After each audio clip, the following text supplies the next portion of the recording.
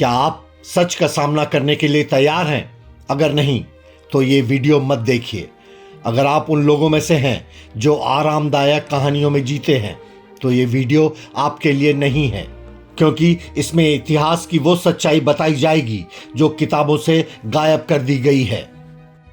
ये कहानी है छत्रपति संभाजी महाराज की, वो योद्धा जिसने औरंगजेब के 8 लाख सैनिकों के सामने 20,000 मराठों की सेना के साथ 9 साल तक लड़ाई लड़ी और एक भी युद्ध नहीं हारा।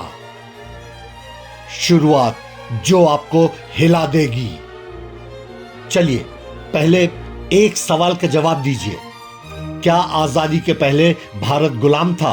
तो क्या मुगलों ने हमें गुलामी नहीं दी थी? क्या सुल्तानों और बादशाहों ने भारतीयों को सिर्फ लूटने के लिए राज नहीं किया था? सैकड़ों सालों तक हमने गुलामी को अपनी नियति मान लिया था। चाहे कोई सुल्तान हो, नवाब हो या विदेशी व्यापारी, हम केवल उसके अधीन रहने के लिए पैदा हुए थे। लेकिन तभी एक चिंगारी उठी छत्रपति शिवाजी महाराज की। उन्होंने स्वराज का सपना देखा और इसे साकार करने के लिए अपना जीवन समर्पित कर दिया। लेकिन जैसे ही शिवाजी महाराज का स्वर्गवास हुआ, दिल्ली में औरंगजेब ने जश्न मनाया। उसे लगा कि अब स्वराज खत्म हो जाएगा, लेकिन उसे नहीं पता था कि छत्रपति संभाजी महाराज उस चिंगारी को जलाए रखेंगे। 23 साल की उम्र और औरंगजेब का खौफ। जब छत्रपति शिवाजी महाराज का निधन हुआ तब संभाजी महाराज केवल 23 साल के थे।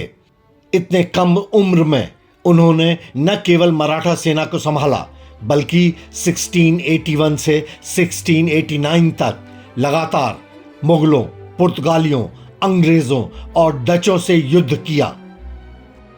औरंगजेब को यह भ्रम था कि वह संपूर्ण भारत पर राज करेगा, लेकिन संभाजी महाराज ने उसे अपनी अंतिम सांस तक उलझाए रखा। अगर छत्रपति संभाजी महाराज नहीं होते तो भारत की तस्वीर आज अलग होती। मराठा बनाम मुगल, असली अंतर क्या था? कुछ इतिहासकार कहते हैं कि मराठा भी एक साम्राज्य बना रहे थे और मुगल भी, लेकिन फर्क समझिए। औरंगजेब ने खुद को हिंदुस्तान का राजा नहीं बल्कि एक विदेशी तुर्क माना।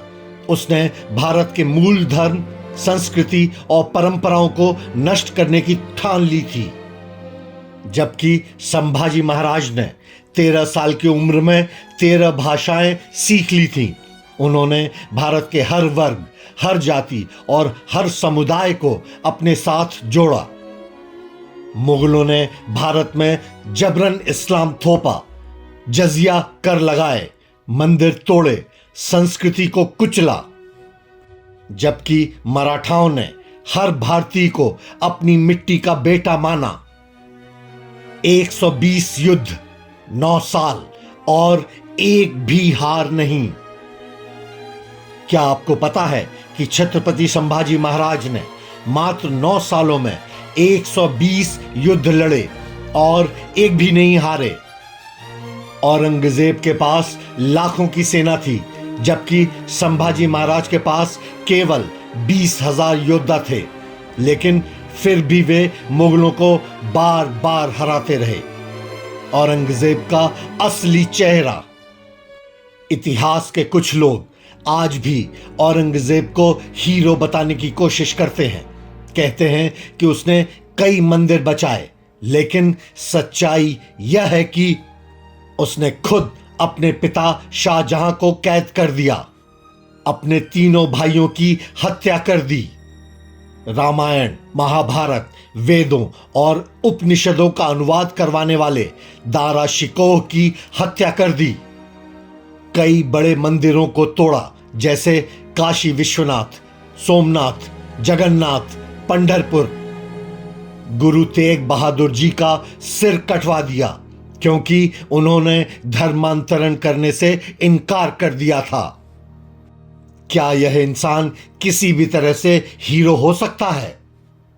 छत्रपति संभाजी महाराज का बलिदान। लेकिन अब कहानी उस मोड़ पर आती है जिसे सुनकर आपकी रूह कांप जाएगी। संभाजी महाराज को उनके ही एक विश्वासघाती सरदार ने धोखा दिया और उन्हें औरंगजेब की सेना ने पकड़ लिया। लेकिन क्या औरंगजेब ने उन्हें एक राजा की तरह कैद किया? नहीं, बिल्कुल नहीं। उसने 3 शर्तें रखी। पहला, औरंगजेब को भारत का राजा स्वीकार करो। दूसरा, मराठों की सारी संपत्ति सौंप दो। तीसरा, हिंदू धर्म छोड़कर इस्लाम कबूल करो। संभाजी महाराज का जवाब क्या था? नहीं, बिल्कुल नहीं। फिर उसके बाद 40 दिनों तक हुई दरिंदगी। फिर शुरू हुआ इतिहास का सबसे क्रूर अत्याचार। उन्हें ऊंट की पीठ पर उल्टा बांधकर पूरे राज्य में घुमाया गया। लोगों से कहा गया कि उन पर पत्थर फेंकें, उन पर पेशाब करें। उनके नाखून खींच लिए गए। लाल गर्म सलाखें उनकी आंखों में डालकर दोनों आंखें फोड़ दी गईं। लगातार 40 दिनों तक यातनाएं दी गईं। उनकी एक एक उंगली काट दी गई, जीभ काट दी गई और अंत में उन्हें टुकड़ों में काटकर नदी में बहा दिया गया। क्या हमें यह इतिहास याद रहेगा? आज हम 99% भारतीय फर्जी देशभक्ति में जीते हैं।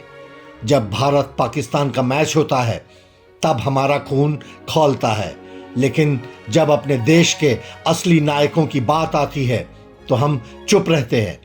हमें बॉलीवुड, क्रिकेट और सोशल मीडिया के सितारे हीरो लगते हैं, लेकिन असली हीरो थे छत्रपति संभाजी महाराज, जिन्होंने हमें हमारी पहचान दी। अगर आज दक्षिण भारत के मंदिर सुरक्षित हैं तो वह मराठाओं के कारण हैं।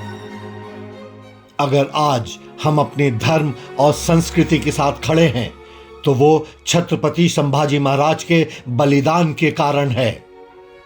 छावा एक फिल्म या क्रांति? आज जब छावा जैसी फिल्में बनती हैं तो लोग इसे प्रोपेगेंडा कहते हैं, लेकिन सच तो यह है कि इतिहास की किताबें हमारी असली कहानियों को छुपाती हैं। यह हिंदू मुस्लिम की लड़ाई नहीं, बल्कि अपने इतिहास को पहचानने की लड़ाई है। अगर आप इस सच को आगे ले जाना चाहते हैं तो इस वीडियो को शेयर कीजिए, क्योंकि असली इतिहास जानने से ही असली भारत बनेगा। जय हिंद, जय भवानी, जय शिवाजी।